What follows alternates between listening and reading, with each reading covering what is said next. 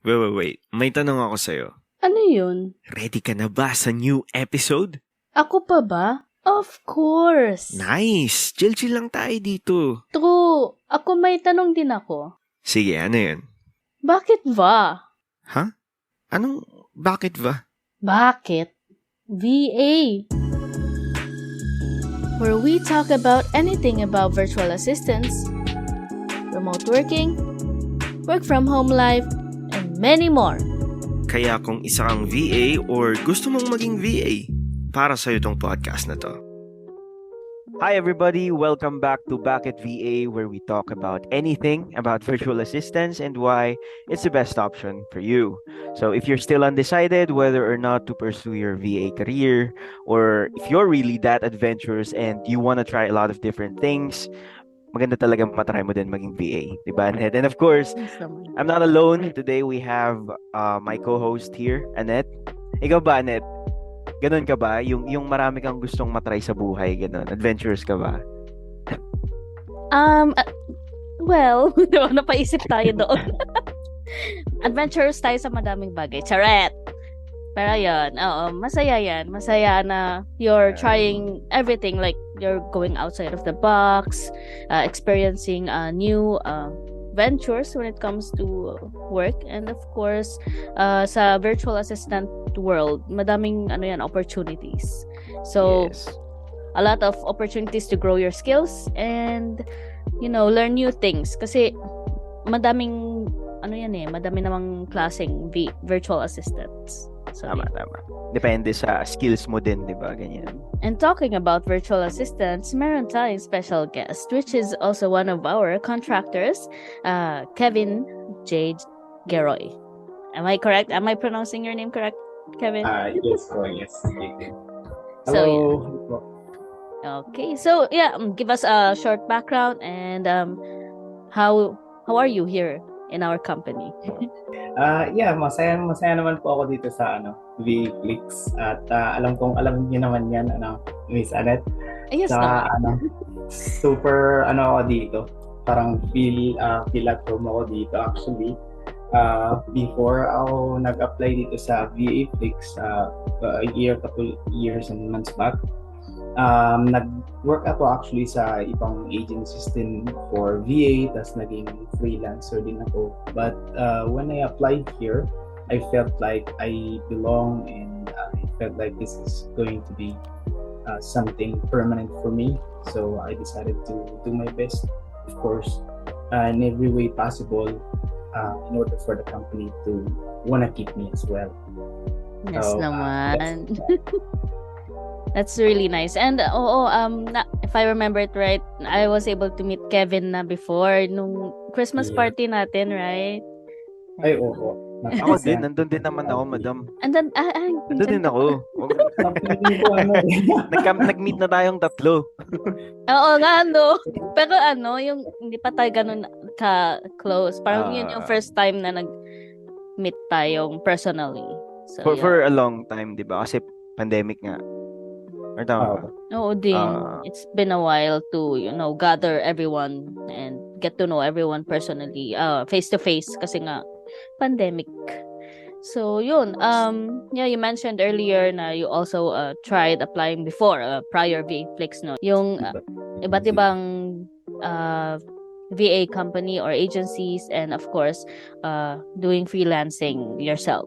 So before your virtual assistance career, what else did you do, or when did you decide to pursue being or trying virtual assistants? Nag-start po ako mag-VA nung before po ako nag-decide na mag-VA, I was working as a subject matter expert po for Saitel here in Baguio po, for customer service and sales account. So it's kind of combined. Napakahigpit po kasi dito sa Baguio nun ng parang pandemic. Mm-mm. Tapos nag-a-apply po ako as TL nun. Kaso po yung talagang napakahigpit po na wala din pong taxi, ganun. So kailangan mo po talaga mag-antay ng shuttle in order to go to work. So parang every time po na na late po ako dahil yun nga po yung shuttle, napakahirap. Tapos kung maglalakad ka, malilate ka din lang. Tapos laging may lockdown, tapos hindi ka naman makakapasok. So yun po, parang trinay ko po maghanap ng ibang work. Tapos nag-research po ako, tapos nakita ko po na virtual assistant pala is parang din sa call center. Mm. So much better lang. Much better lang when it comes to sa lahat ng bagay actually. So dun po ako nag-try way back 2019 po ata. Oh, tagal na din, no? So parang pandemic din, no? Pandemic din Ay, oo. ka nag-start 20 po. mag-virtual assistant. And yung previous position mo sa work before, that's something you have in common ni Annette kasi nag-SME din siya ata, 'di ba? Oo. But dun sa pagiging virtual assistant mo, dun sa previous experiences mo, ano yung mga skills or qualities na you think are essential, for someone din na looking or, trying to become a virtual assistant? Ano yung mga makakatulong sa kanila na skills? Or sa'yo muna, ano yung mga nakatulong sa'yo na skills na na-acquire mo sa previous job mo before? Para sa akin, parang dalawa lang yung pinaka-main na tumulong sa akin kasi hindi lahat ng bagay din madaling matutunan, tsaka hindi lahat ng bagay alam mo na agad. Parang sa akin is yung confidence, tapos yung self-motivation. So every time na may hindi ako alam, parang intake ko nga siya na parang challenge instead of being sad or something na to disappoint myself. Tinatik ko siya na challenge, tapos ginagawa ko lahat para malaman ko kung paano gawin. Ganun. Tapos yun naman ang parang naging tumulong sa akin talaga para madami akong matutunan sa pagiging VA. Parang ganun. So yun lang, sipag lang, tapos self-motivation. Parang sabi mo confidence, no? Paano ba yung work mo before as SME? And parang TL din yun, 'di ba? Yes. So Or parang parang sub TL, ganun ba? sub-TL. Oo, sub-TL. Parang nag-handle ka rin ng TV. Technically, parang ang ginagawa din ng isang SME is trabaho din ng TL. Partially. Same, no? Partially lang. Partial lang Parang kasi hindi lahat ng access meron ka. Oo, din. Okay. Parang kayo yung on-call for in case wala si ganito, wala yung TL. Okay, gets. And then Well, parang ginagawa din nila yun as like stepping stone for growth in becoming a TL din. So advantage yun, no? Kapag meron kang SME experience. Tama. Parang ba?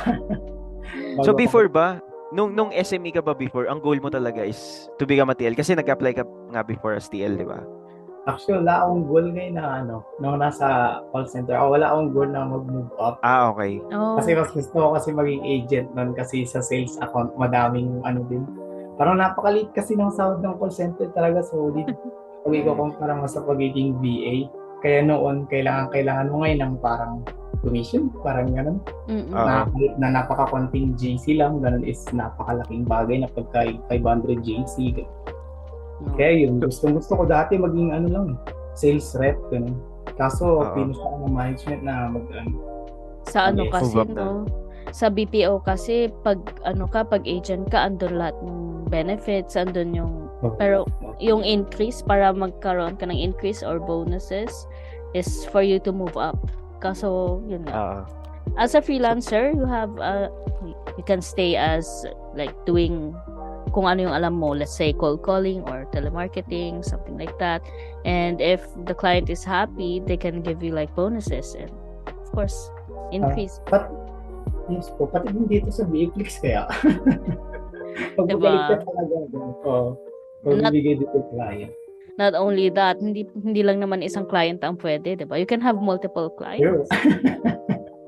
So more na more. Na-try ko dati mag-client 5 ata eh.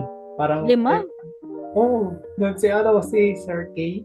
Parang tsaka si Miss Bray. Grabe, lang sila, pa-interview sila ng pa-interview. Diba?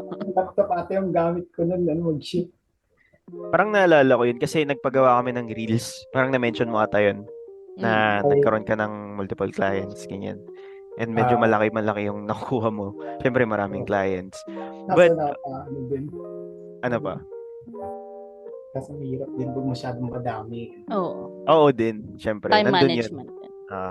Nandun pa rin yun. But, sabi mo kanina, mas gusto mo maging agent. Sabi mo kanina, di ba? Well, I think, parang kung ako din, kung ako din naman, yung buhay kasi ng agent before, di ba, sa mga nag-work sa BPO, parang pasok ka, pagkatapos ng work mo, uwi ka, wala ka ng problema. Di ba? Hindi mo Privilege. nadadala sa, hindi mo nadadala sa bahay yung problema. Kasi, Oh, you know? yung work, nasa nasa office lang, ganyan. Pero, sabi mo nga, yung parang yung naging motivation mo siguro to move up is yung salary kasi medyo maliit yung salary kapag agent ka. That But, is yeah, true. well, nandito ka na sa company, sa agency, and VA ka na, so, I hope mas malaki na yung kinikita mo ngayon. Are you a skilled virtual assistant looking for your next opportunity? Join our team at VA Flix, where we provide top-notch virtual assistant services to busy professionals. As a member of our team, you'll have the opportunity to work with a variety of clients and gain valuable experience in the field. Send us an email at recruitment@vaflix.com. What are you waiting for? Apply as a virtual assistant at VA Flix today, where your skills and expertise are valued. Malayo. Malayo At least, talaga. diba? Talking about kita and everything, BPO versus virtual assistant.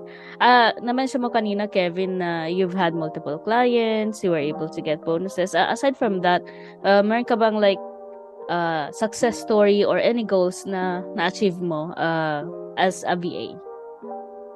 Ay, yes po. Nung lumindol po ng that time is naalala ko nasa VA Flix na ako nun, lumindol po sa Abra. Diba yung napakalakas Ay, oo. po. Doon yung Yung- epicenter, di ba? Nung Yes po. earthquake. Affected tayo dito eh. Oo. Tapos yung parang bahay namin nun na inaayos namin ng ate ko nun. Parang nagiba ulit dahil sa lindol. Tapos nagpaalam ako kay Miss Barinon na parang mag-break muna ako ng 1 month at Tapos after nun is nagka-client ako ng sunod-sunod na client. Tapos tumulong ako ng tumulong sa bahay din sa baba. Tapos ngayon tapos na. Tawa ng Diyos ko tapos na. Tapos Amazing. so napaka-sad din na umuwi minsan na may nakikita kang may pinagpundaran ba? Kasi nung nasa call center ako, parang napundar ko lang ata ng 2 sapatos, tapos 3 taon pa ako. Ang hirap mag-ipon, no? Ang hirap mag-ipon. Kasi kakain ka pa, hindi ka tulad pagka VA ka na, andito ka lang sa bahay. Pamasahe mo pa. Pamasahe pa. Tama. Sabi mo, pinagawa mo yung bahay niyo dun sa Abra. So, ngayon ba nandyan ka na sa Abra? Nag-stay? Ngayon po, nandito ako sa Baguio. Dami bahay ni Kevin, ha? Apartment ko. May apartment. Okay. Well, if you don't mind me asking, working remotely or work from home naman, bakit ka nasa Baguio? Kasi magandang Mas malamig ba diyan? Yun lang din yung rason kong tema. Kaya umuwi pa rin ako dito kahit na pwedeng magtrabaho. Okay. Kasi dun minsan talaga solid. Akala ko meron ka ding ibang work diyan, ganyan. Need mo na sa Baguio. Kasi pwede namang di ba? Pwede namang part-time kasi yung pagiging VA. Di ba? Marami din tayong part-time dito sa agency. Yeah. Well, kapag working from home kasi, 'di ba, sobrang namamanage mo yung time mo, 'di ba? Kung may mga, for example, yung mga VA natin, yung mga previous guest natin dito, Annette, mga mothers, 'di ba? So, Very namamanage relatable. talaga nila yung time nila. Well, ikaw din. Namamanage nila yung time nila kasi nasa bahay lang sila, nagwo-work, ganyan. But for you, how do you effectively manage your time ba and maintain yung productivity sa remote environment? Wala kasi akong ibang ginagawa bukod sa pagbibigay. 24 hours ka pala, no? 24 hours ka pa nagtatrabaho. Para nagbibigay Work na work. Wala nang ibang gagawin. Hindi man ako lumalabas pa lang masyado. Pero technically, ginagawa ko lang po is parang set lang po yung body clock ko. Kasi sa parang kung sometimes I feel like working at night, parang nahihirapan yung katawan ko din minsan pagka Mag-adjust. gabi, ganun. Kaya sineset ko lagi is every time na pagka-out ko na ng work, ganun, is kung pagkatapos ng kumain, matutulog ng maayos para mag-alarm tapos gigising na pag work time. Ganun. Parang boring kasi yung buhay ko. Nakakatulog ka ba ng Gumising na maayos? talaga para mag-work, ganun. Nakakatulog ka naman ba ng maayos? Kasi ang nagiging issue ko yan lately. Di ba? Ikaw ba, Anet? Anet, nako. Ano naman, ito Wala palang naman. aircon si Anet. Oo. Bad trip ako. Gabi na nga lang, araw man o gabi, mainit. Mainit talaga. Nasira yung aircon ni Anet. Well, si Kevin, natural yung aircon niya. Nasa Sana- Baguio siya. So, Sana nga bago. hindi niya problema yun. Open ka lang ng window, aircon. Ganito na window, aircon ko. Ay. Ay. So, yeah, issue tayo sa tulog today. Actually, it's been like a few days na din, hindi rin ako makakuha ng maayos na tulog. Diba? Oo. Iba yung comfort kapag malamig talaga, no? Yes.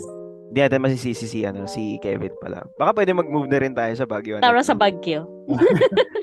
Gusto Baka ko may pumunta space ng pa dyan, La Union. Kevin. Oo. Baka may space pa dyan, Kevin. Lipat Oo, kami dyan. baka naman pwede Wala. kami lumipat. Wala. Walang space. Gusto ko pumunta sa La Union. Sobrang dito mainit.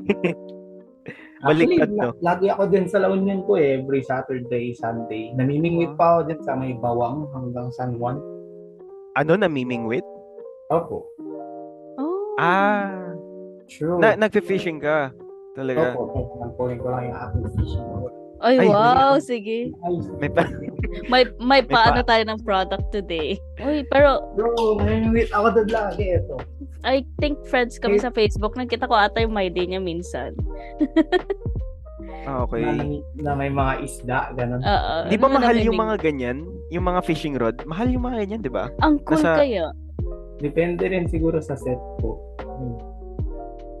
Okay. Nagfi-fishing ka pala. So, bakit? Pero bakit? Hindi. Pero Sa parang, mo- ang cute ng fishing rod, no? Ganun. yung mga pag-fishing, kasi yung pinakamalapit na experience ko lang sa fishing is sa Pokemon eh. Pero, yung, di ba, may mag-fishing doon. Pero, like hobby mo talaga before pa, yung pag-fishing? Opo, before sa Abra, nag-fishing kami kasi talaga. I Kaso think, nung- din, no? Parang nakaka-relax din kasi mag-fish. Opo, saka ngayon lang ako nakapag-fishing na VA na ako. Nung nasa call center kasi ako, hindi ako nakakapag-fishing kasi parang So balik dati ako pa. sa schedule, ganun. Oo. Like, nag-fishing na pala siya dati pa. Well, that's nice. That's nice. Fishing May ng mga fish tricks. to, ha? Baka mamaya ibang fishing na. Uy, illegal pala, no? Illegal pala tayo. Fishing pala ng mga bank account. Kaya hindi. Kaya fish pan, ganun. Oo. Pero, di ba mayroon pa mga tricks ata dyan, yung mga pag-fish. May mga, Pagtapon Ayun, ng Ewan ko, parang lapigo ba yan? Ganun. oo. Diba, Yung may mga, magagaling, ganun. may mga tunog-tunog pa. Well, hindi ko pa na-try. Ikaw ba, Anet? Na-try mo na mag-fishing? Gusto kong subukan. I mean, interested ako matuto. Yung, as in, legit na fishing rod na no. Kasi parang ang hirap na mukha naman siyang, kailangan mo din ng patience and all that. Skills din. Parang, Ay, oo, matagal, no? Mm, And yung mga nakukuha niyong fish, nagka-camp na din kayo doon, kinakain niyo na din doon. iniihaw ganun, na or- doon. Minsan mag-isa lang ako eh. Ay! Pinapakawalan mo din. Hindi, kinakain ko. Pinupulutan ko na ganun. Pagdating sa resort, ganun, ihawin ko na ganun. Sarap naman nung mag-fishing ka, no? Tapos may beer, ganyan. Oo. Ganun. Diba, sa ibang bansa, ganon, parang ang cool tingnan na dyan ka lang sa gilid, At saka- nakaabang ka lang, tapos Oo. inom-inom ka lang ganyan. Yung iiwan nila, di ba? Yung Oo. nakaupo lang siya doon. Hobby yan ng mga tatay sa ibang bansa. Oo. ata. Banding ng mga tatay tsaka ng mga Oo. mga Mga anak na kumpare, lalaki. diba? Oo. Father and son banding, ganyan. Oo. Nung bata kasi ako, parang namimingwit talaga kami. Okay. Para may ulam, ganun. Tapos may pulutan na din, ganun, ng mga high school Oo, high din, school oo. days. Mga ganun. Tas- Well, first time kong na may nag-fishing dito sa La Union, Anet, na ganyan, Okay. na rod, no? But marami May mga po ganyan pala. dun eh. Ano? Nag-fishing sa Bawang tsaka sa San Juan. Ang alam ko sa Bawang medyo madami kasi yung father ng best friend ko is may ari din before diyan sa may paringaw ng mga parts ng mga fishing ganyan. So Mm-mm. yung mga ano din pala, yung hooks, iba't ibang sizes din siya. So yun. Wala lang. Ang galing lang. Ay, di ba mayroong ano yan? May uod, ganyan ba? Oo. Yung mga lalagyan ng uod or ng yung Yan, minsan yung ano parang bling-blings lang. Yung parang tawag doon? Kutsara. Yan. Ang galing. Oh. Very nice. Well, moving on. And then, Hindi na tayo masyado. fishing na tayo eh. Oo nga eh. Pero ang point natin naman dito is nagkaroon ka na ng time to do other things. Yes, No, naman. ngayon May na work-life may na balance. siya. Oo. Oo. So, yes, aside from fishing skills, ano pa ba yung mga ibang unique skills or qualities na meron ka ngayon, Kevin, when it comes to your success as a virtual assistant naman? Ano ba? Ano pa yun? Patience. Patience. Patience kasi yung sa pagpe-fishing niya matagal. Ay, yung communication, mga ganun. Actually, madami na akong parang na-pick up in my daily life din from work. Parang, tama din. Patience, communication skills, mga empathy. Tapos, mga sa pag-post din siguro ng din, social media, ganun, natuto na akong mag-edit. Yes. Yan. Nice, no? Kasi parang natututo ka din ng ibang skills. Hindi lang yung skills mo na meron ka before you applied or you tried being a virtual assistant. May ma-acquire ka ding skills. Kasi 'di ba, possible na mangyari yun if you have a client, kunyari ang niche mo is real estate. And meron kang client na meron siyang YouTube channel. And then gusto niya ikaw muna mag-handle nun. Well, nagkakaroon ka na din ng parang social media marketing skills kasi gusto niya mag-post kasi ganito, ganyan. Nag-upload ka na, expert ka na, baka malay natin may YouTube channel ka na din afterwards. Dahil alam mo na, di ba? Ay, ganun lang Oo. pala yun. Madali lang pala mag-edit ng reels, ng kahit saglit na video, ganyan lang, di ba? Yes, mismo. But meron bang mga opportunities na parang sabihin na natin doors na nag-open nung nag-VA ka, nung nag-start ka mag-work as a VA? Hindi, madaming opportunities na nag-open kasi before ako mag-VA po is parang iniisip ko parang yung skills ko lang talaga na fitted for me to become a VA is to become a sales representative or either customer service rep. But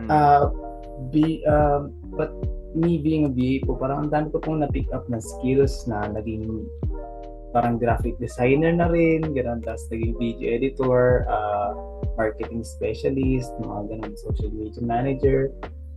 Parang ang dami pong opportunity kasi pagka nag-VA ka, hindi lang yung skills na meron ka ngayon is yun na yun, parang mag-excel ka po ng napaka. Yes. Kasi yung iba din, no, parang pag sinabi nilang VA, ay, tatawag ka dyan, di ba? Yun lang naman gagawin mo, magko-calls ka lang naman, kakausapin mo client mo, magsaset ka lang ng appointments para sa clients mo. Ganun. Hindi lang yun. It's a wide variety of skills. Tapos pag hindi mo pa alam, di ba, i-offer pa minsan ng naturuan ka din. Kung mabait yung client mo, no, then parang one day they want you to like do the social media marketing or the management of their own YouTube channel, let's say. And then sila din, yung client din mismo magte-train sa iyo for that skill, and that's a blessing. And that is what is interesting din sa pagiging VA kasi nandun pa rin yung growth. Hindi ka lang mag-i-stay din dun sa niche mo. If your client, if yung client mo talaga is maraming pinapagawa na iba't ibang, tasks, matututo ka at matututo talaga ng ibang skills din na possible mo magamit din sa mga future clients mo or kapag magdadagdag ka ng another client. 'Di ba? Which is good. 'Di ba? Kasi may growth. Hindi ka, stable lang dun sa isang niche. And also, take note, hindi lang growth sa isang niche yun. Yung relationship mo with the client as well. Building that relationship can also like improve your skills or add more to what you already have. Diba? Tama. referrals. True. So, Kevin, ano ang mga pwede mong masabi sa mga aspiring VAs? Kung ano yung expectations nila, lalo na sa mga walang experience, tsaka gusto nilang matry pumasok bilang VA. Ano yung pwede nilang gawin para ma-prepare nila yung self nila? Para sa akin lang siguro, mag-apply ka lang, parang ganun. Kasi huwag kang matakot kahit na wala kang experience. Actually, nakapag-refer na rin ako ng mga walang experience din. And honestly, feeling ko is almost nakuha silang magka-client dito sa VA Flix. So, yun lang, parang just have faith.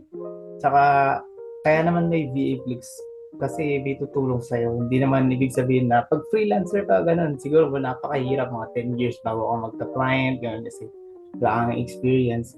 Pero meron ka namang backup, kaya mag-apply ka lang, just self-confidence lang, tapos just have faith. Tapos, yun lang po. Everything will follow na lang. Din. Parang having an optimistic view in the future in life is a big deal din for me. Tama. Do you think better na ano ba yun? Do you think better na mag-apply ka sa agency kaysa mag-solo na virtual assistant? Para sa akin po, mas better po pagka mag-apply ka sa agency. Kasi pagka freelancer ka po talaga parang there's a really big difference when it comes to stability, because you don't know if your client is gonna end your contract, whenever that is, and after that you're gonna have to compete with thousands of other freelancers, in order for you to just to book probably an interview, and after an interview there might be hundreds of you. Then after that, if you get chosen, then maybe you're lucky. But again, hindi ka naman mag-isa na mag-a-apply. So technically, every single day na magkakaroon ka ng interview at hindi ka nakakuha, that's a big loss para sa akin. Parang hindi siya productive masyado kasi there's a big risk of you losing money and wasting time. Better talaga pagka you have a backup na ganun, parang may backup sa'yo ba? Patience. I have someone that has your back, which is an agency, which is good. That's nice. Well, thank you so much, Kevin, for joining our podcast. But do you have any final words to our listeners? Mag-apply na kayo. Sayang oras. True. Mag-apply na. Ayun, no? Ayan. So, ang dami naming natutunan, Kevin. And of course, being one of our contractors only proves that there is a lot of chances lalo na kung nasa agency instead of doing freelancing yourself, right? So, ayun. Sabi nga ni Kevin, what are you waiting for, guys? Sayang yung oras nyo. Try it out. Wala namang masama sa pag-try, diba? Ayan. Yeah. So, thank you very much, Kevin. And hopefully, we'll have you as a guest again soon. Sure po. Maraming salamat, Sinet. Alright. Guys, see you on our next episode ng Bakit VA. Bye-bye. Bye. Thank you so much, everybody, for listening to this episode of Bakit VA. If you have any topics that you want us to talk about, or if you want to be a guest here in our podcast, you can send us an email at studio@vaflix.com. Again, thank you so much. Hope you enjoyed the episode. Bye-bye.